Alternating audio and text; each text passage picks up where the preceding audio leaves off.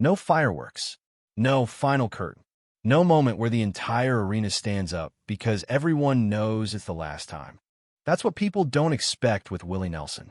Because the ending, if you can even call it that, doesn't arrive with sirens or breaking news banners. It arrives like a quiet hand on your shoulder, almost polite, like time leaning in and saying, "You're still here, just not the same way." For decades, Willie didn't visit the road. He lived inside it, bus after bus, town after town, small rooms and big arenas, all stitched together by the same ritual. Step onto the stage, grip the guitar, smile like the night is brand new, and keep moving. The road becomes a body clock when you do it long enough. You don't even have to think about it. Your life starts syncing to sound checks, set lists, and miles. And that's why the first signs don't feel dramatic. They feel confusing. A set runs a little shorter than it used to. There's a longer pause between songs, a breath you notice, because you didn't used to notice it. A chair appears on stage where there never used to be one. Nobody announces it. Nobody explains it. Nobody needs to.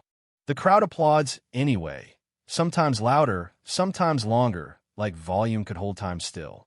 Like clapping hard enough could bargain with reality. But the real ending doesn't live on stage. It waits backstage. It shows up in hotel rooms that feel emptier than they used to. In hallways where the laughter sounds different because fewer people are left to laugh. In the moment after the last chord, when the lights cut off and the quiet rushes in like a wave. And quiet is dangerous for someone who spent a lifetime outrunning it. Because quiet doesn't just sit there. Quiet replays things. It brings back conversations you didn't know were the last. It brings back faces you assumed would always be there at the next stop. And it doesn't ask permission. It just opens the file in your head and hits play. Willie has outlived most of the men who once stood beside him.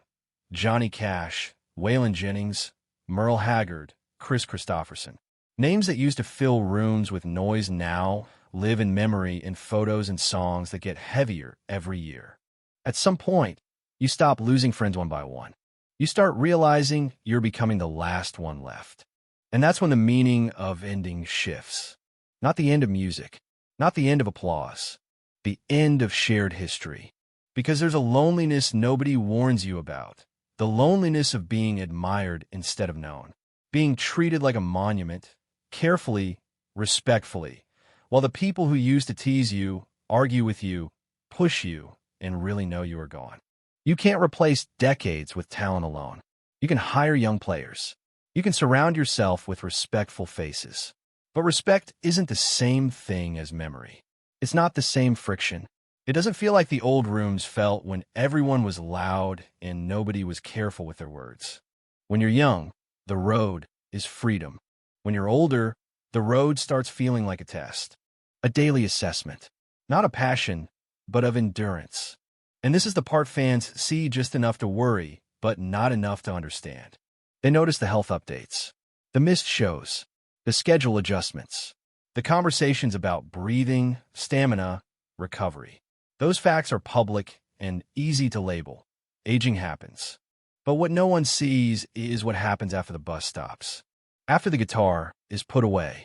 After the adrenaline drains out of your body and the room goes quiet.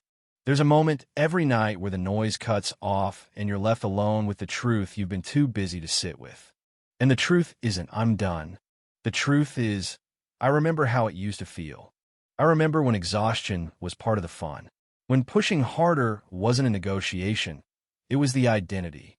When tomorrow looked exactly like today, and you didn't question whether you had another tour in you, because of course you did. Now there are limits, and limits hit hardest when you spend a lifetime without them. That's why fans keep asking for clarity. They want dates. They want a line they can point to and say, this is where it ends.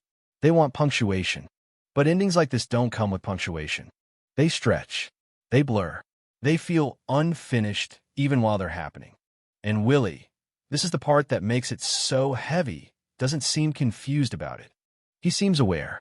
Not panicked. Not dramatic. Just aware in that quiet way that's almost worse than denial. Because denial is loud. Denial fights. Awareness just sits there and watches the fade happening in slow motion. There's a strange cruelty in that kind of awareness. Survival becomes its own burden because every extra year feels like a gift and a debt at the same time. People say, "You're still going." They don't say, "You're still losing." And if you listen closely, really closely, the story isn't about a legend collapsing. It's about a man still standing, still breathing, still playing, while quietly letting go of pieces of a life that can never be rebuilt. That's the ending most people aren't ready for. The road teaches you how to arrive. It never teaches you how to stay. That's the lesson that waits for you when the shows get farther apart and the silence gets closer. When movement stops being automatic and stillness starts asking questions you spent a lifetime avoiding. For Willie Nelson, the road was never just work. It was protection. As long as there was another city, another stage, another crowd, there was no need to sit with anything too long. No need to replay old choices. No need to ask who you might have been if you'd stayed home more often. Momentum handled that for him. But momentum doesn't last forever. There's a moment every artist fears, even if they never say it out loud. Not the fear of dying. The fear of the body changing the rules without asking. The moment when talent is still there, desire is still there, but the machine carrying it all starts to resist. For Willie, that moment didn't come with a collapse or a dramatic scare on stage. It came quietly, breath catching where it never used to, fatigue that didn't leave after sleep, hands that needed more rest between songs, small betrayals that make you question yourself before you blame your body. At first, you explain it away. Bad air, too many shows, just getting older. But the road strips excuses down to nothing. Tour buses don't care how legendary you are. Stages don't lower themselves for nostalgia. Crowds don't see the hours before the show, when standing alone already feels like work. Over time, the adjustments became visible. Shorter sets, more cancellations, doctors stepping in, schedules rewritten, people close to him listening more carefully, counting breaths, watching pauses, noticing things no one wants to notice. The chair on stage wasn't symbolic. It was practical, and that's where the ending starts to feel personal. Because it's not about weakness. It's about limits. And limits feel cruel when you've spent a lifetime proving you didn't have any. The hardest part isn't the pain. It's the negotiation. Can I still do this tonight? Can I push one more song? If I rest now, will I regret it later? Those questions follow you everywhere once they appear. Backstage, on the bus, in hotel rooms where the walls feel too thin and the clock feels too loud. People think aging is about slowing down.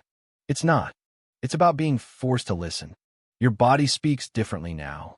Louder, less patient. And the road, once a place of freedom, becomes a daily test. Not of passion, but of endurance. Willie has said he plans to keep going as long as he can. That sounds brave, and it is. But there's fear tucked inside that sentence too. Because, as long as I can, means knowing there will be a moment when the answer changes. Not suddenly, gradually. One less show, one more rest day, one more night when stopping wins the argument. That's the real heartbreak of the road. Not stopping, realizing you're preparing to stop. There are nights when Willie sits alone after a performance. Guitar case closed, applause already fading into memory. The adrenaline drops, the body aches, and the question slips in, quiet, persistent. Did I give enough tonight? That question used to push him forward. Now it lingers. The audience sees a legend. He feels a man keeping promises to himself. Promises made decades ago. Promises no longer guaranteed. Still, he shows up. Still sings. Still plays. Still carries the weight of the road, because walking away feels heavier. But something has changed. The road no longer belongs to him. He belongs to the road. And roads don't remember who you were, only how far you can go today. This chapter of the ending isn't loud. It isn't cinematic. It's private, negotiated moment by moment, breath by breath. Time doesn't ask permission. It just waits. And when it decides to collect, it does so quietly. There's also guilt that comes with being loved by millions. Canceling a show isn't just logistics. It feels like breaking a promise. Fans save money, plan trips, drive hours, tell themselves, I'll finally see him this time. When your work means that much to strangers, saying no feels heavier than pain. Early in his career, Willie would play through anything: fever, exhaustion, a voice that barely held. The rule was simple: you don't disappoint the crowd. Age rewrites that rule. Doctors don't negotiate. Bodies don't care about loyalty. And the word responsible starts showing up in conversations where it never used to belong. Every cancel date sends ripples. Fans worry. Rumors explode. Headlines stretch the truth until it snaps. A missed show becomes speculation. People stop asking, "Is he okay?" and start asking, "Is this it?" That question follows him. It lives in comment sections, in whispered conversations, in the way people watch him walk on stage, as if they're trying to memorize details just in case. That kind of attention changes how you perform. You stop playing only for the moment. You start playing against the clock. Each song feels heavier, not because of difficulty, but because of meaning. Willie knows how much his presence matters. He's read the letters. He's heard the stories. People who say his music carried them through addiction, loss, loneliness. That responsibility doesn't fade with age. It sharpens. So when health forces him to step back, guilt fills the space. Not shame, guilt. The kind that says, "They came for me, and I wasn't there."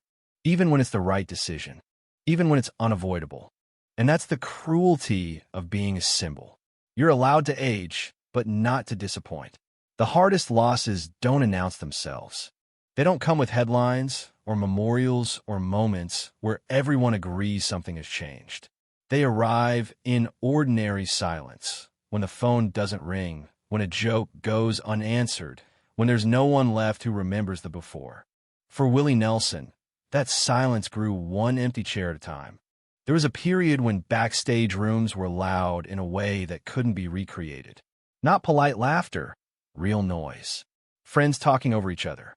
Stories half finished because someone else jumped in with a better one. Cigarette smoke. Guitars leaning against walls. Nobody in a hurry, because tomorrow looked exactly like today. That world doesn't exist anymore. When Johnny Cash died, something cracked. Not just because a collaborator was gone, but because a mirror disappeared. Johnny understood the weight of fame without envy. He knew what it meant to fall apart publicly and still stand back up. Willie didn't need to explain himself to him. Then Waylon Jennings was gone. That one cut differently. Waylon wasn't just a friend. He was rebellion made flesh. Same battles. Same demons. Same refusal to be managed by anyone. When Waylon left, the outlaw movement didn't just lose a voice, it lost its spine. Merle Haggard followed, a poet who turned hardship into melody.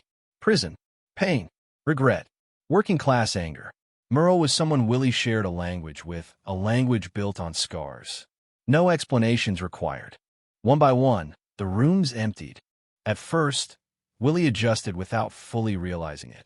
Younger musicians, talented players, respectful faces. But respect isn't the same as shared memory. You can't replace decades with skill alone. And that's when a different kind of loneliness shows up. Not the loneliness of being alone. The loneliness of being admired instead of known. People approach him carefully now, like he might break, like their words need to be gentle.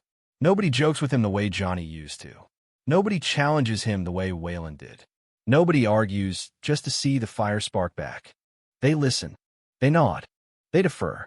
And deference is isolating, because friendship isn't built on reverence. It's built on friction. As the years passed, Willie didn't just outlive his peers. He outlived his context. Jokes stopped landing the same way. References needed explaining. Silence filled gaps where shared history used to sit comfortably. Funerals became more common than reunions. Phone calls started, ending with a pause, both people knowing the next one might not come. People assume survival means winning. But sometimes survival feels like punishment, because surviving means remembering everything. And remembering hurts more when there's no one left to confirm the memory with you. Willie has talked about this quietly, never in speeches, in offhand comments, lines buried deep in interviews where you can tell he didn't mean to reveal anything. Simple statements like, "I miss my friends," said casually, like it doesn't knock the air out of him every time. What people don't understand is that grief doesn't peak and fade when you're older. It layers. It accumulates. It doesn't explode. It settles. Every song gets heavier when the person you wrote it with is gone. Every stage feels bigger when fewer people know the backstory. At a certain point, applause stops feeling like celebration. It starts feeling like distance. A reminder that people see you, but they don't see what you've lost. And still, Willie keeps going. Not because it fills the gap, because stopping would mean sitting with the quiet. And the quiet is full of names. Names nobody calls anymore. Names that used to answer. That's the part of the ending nobody warns you about. Not the fear of dying. The fear of living long enough to become the last witness. The keeper's stories no one else remembers the same way. The survivor who doesn't get to leave first. That kind of survival changes you. For Willie, it marked the moment when music stopped being just a calling and started becoming company. Something to hold on to so the memories don't crowd in all at once. Something that keeps the silence from getting too loud. For most of his life, Willie made the rules. If the night went long, he went longer. Pain was something you pushed through, not something you negotiated with. That worked until it didn't. Because eventually, the body stops asking. It starts deciding. And when that happens, the road doesn't just test your strength. It tests your identity. For most of his life, the answer to "Who am I?" was simple. I'm a guy on stage. For Willie Nelson, music wasn't just a profession or even a passion. It was structure. It told him where to be, who to be, and why the day mattered. As long as there was a show on the calendar, identity stayed intact. No empty space. No doubt. But when the schedule thins, the questions get louder. Who am I if I'm not performing tonight? Who am I when no one needs a song? Those questions don't mean despair. They mean transition. And transitions are uncomfortable, even when they're natural. As tours stopped stacking back to back, rest days stopped being optional. Doctors, not adrenaline, started setting the pace. And with that shift came something Willie had spent decades avoiding: stillness. Stillness feels dangerous when your entire life has been built on movement. Some days, he handled it well. Other days, he reached for music the way some people reach for conversation. Not to impress, not to perform, but to stay connected to something that still made sense. Not music as spectacle. Music as grounding. And then there's legacy. Legacy complicates everything. People want closure. They want summaries. They want a clean arc they can understand. A final tour. A last song. A moment where everyone knows exactly when to feel something. Life doesn't work that way. Willie's story doesn't end in a single moment. It stretches. It bends. It keeps changing shape. And that messiness doesn't fit neatly into tributes or documentaries. That's why this chapter is so hard to watch. Because the hardest part of the ending isn't stopping. It's continuing without the structure that once told you exactly who you were. The world interacts with him differently now. Carefully. Softly. Conversations slow when he enters the room. Invitations hesitate. People measure their words, not wanting to say the wrong thing, not wanting to remind him or themselves that time is moving. He becomes a reminder of time just by existing. And nobody knows how to be casual around time. That creates a different kind of distance. Not cruelty, not neglect, just an unspoken shift. People stop asking what you're working on next. They start asking how you're feeling. Those questions sound kind. They also feel final. They suggest your value is now measured by survival, not creation. Willie still writes, still plays, still thinks like a musician, but the world treats him like something fragile, like a chapter you're supposed to handle gently. That's exhausting in its own way, because aging in private is hard enough. Aging in public, under millions of eyes, is brutal. Every missed appearance becomes speculation. Every photo becomes evidence. Every pause becomes panic. Rumors spread faster than truth ever could. Sick, hospitalized, near the end. Imagine waking up and realizing strangers are already grieving you, talking about you in the past tense while you're still making breakfast. That messes with your head. He's addressed it before, not angrily, almost amused, but there's fatigue under the humor. the kind that comes from having your mortality debated like a headline. Fans want certainty. They want reassurance. But certainty doesn't exist here. The truth is simpler and harder to accept. Some days are strong. Some days are limited. Like everyone else, just louder. People struggle with that because legends are easier to love when they're frozen in time. Aging introduces vulnerability. Vulnerability breaks the illusion. So fear gets projected on him. Fear of loss. Fear of time. Fear of watching strength soften instead of disappear. Still, when he steps on stage, when he can, all of that falls away for a while. He's not an update, not a symbol, not a rumor. He's just a man playing songs. That space is smaller now, but still real. And there's a difference most people miss. The difference between giving up and letting go. Giving up is loud. Letting go barely makes a sound.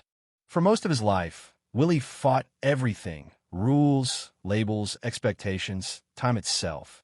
The road trained him to push forward no matter what his body said. But fighting eventually costs more than it gives. That realization doesn't arrive during a crisis. It arrives on ordinary days.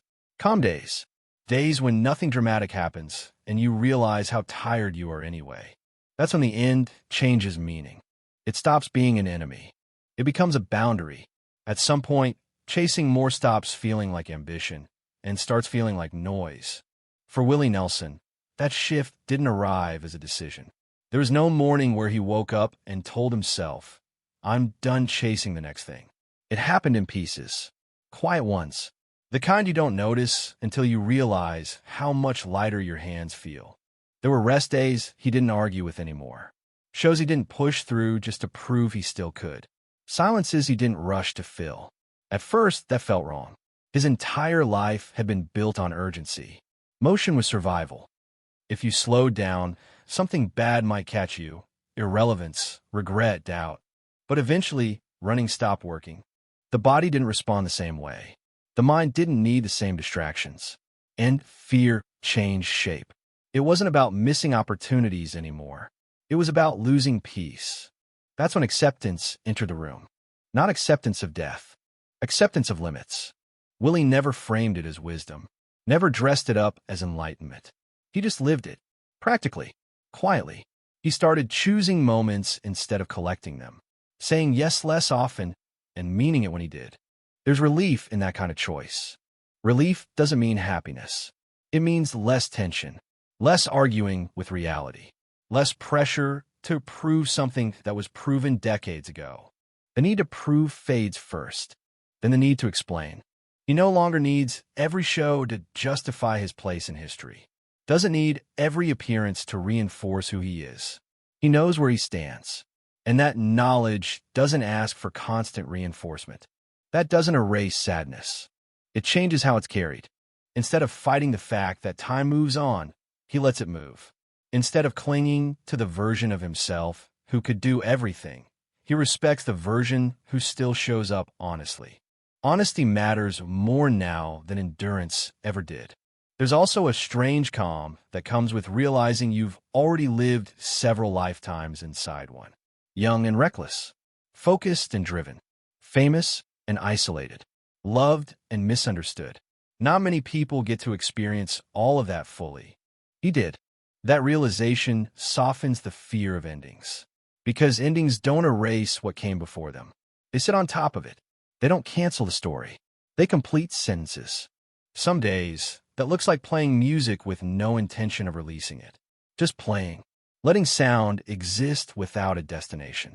Other days, it looks like choosing rest without guilt. Saying no without explaining. Letting the world speculate without correcting it. That isn't weakness. That's boundary. The hardest habit to break is urgency.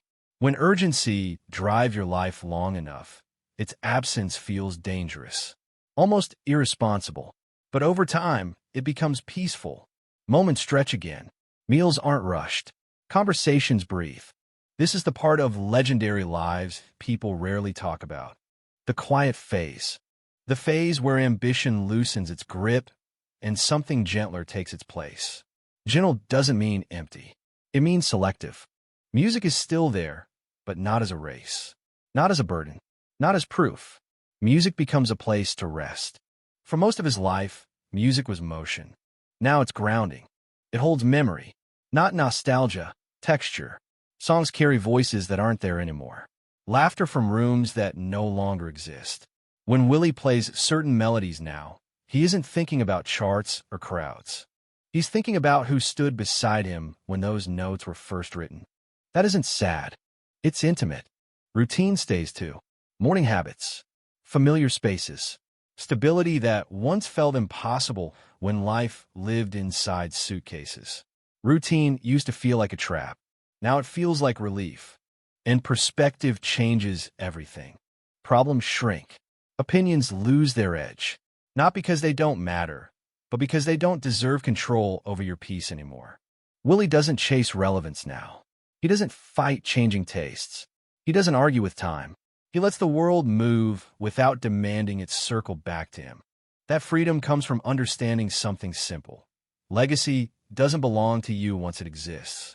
It belongs to the people who carry it forward.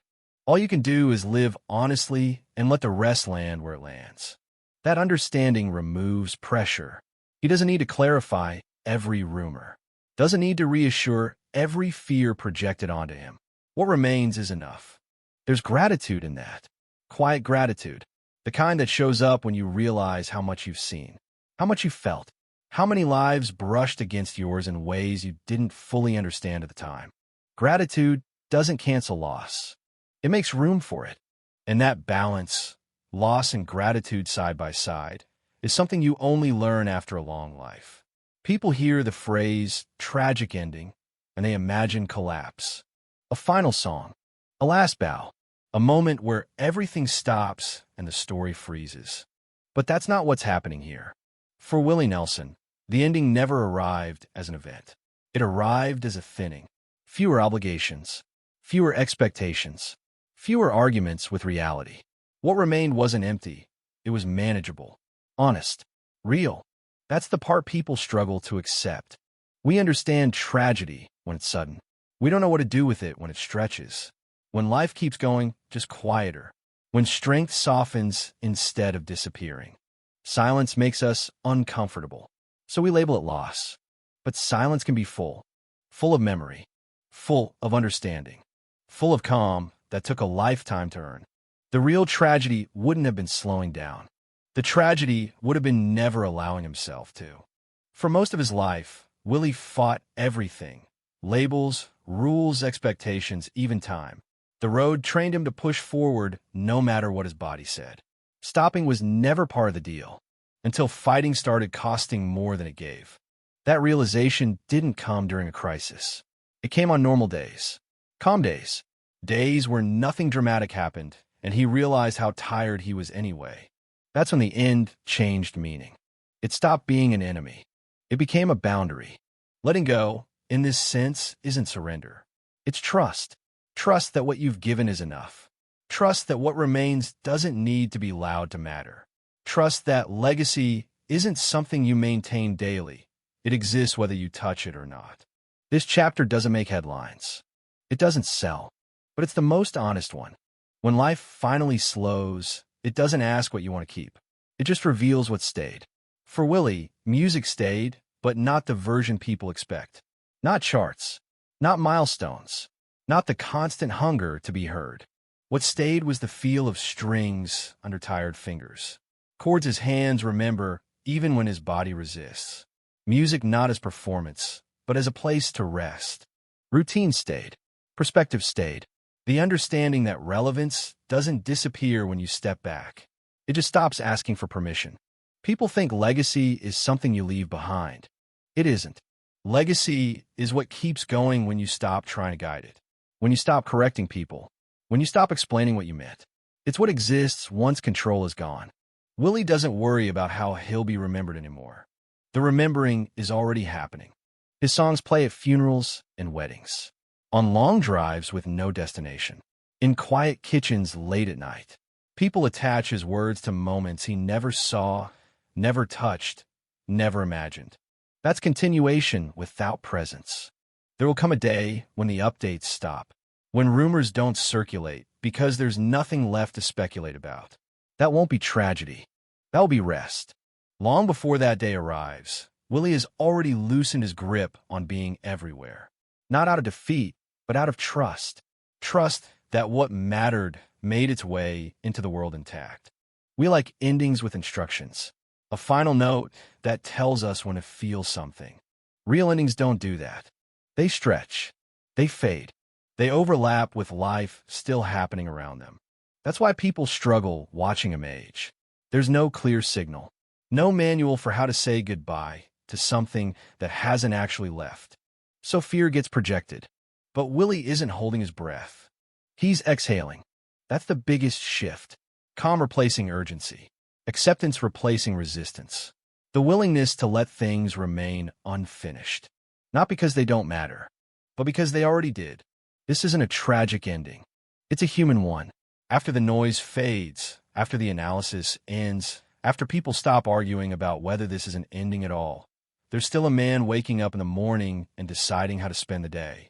That's the part most stories never reach. For Willie Nelson, life now exists in smaller, quieter choices.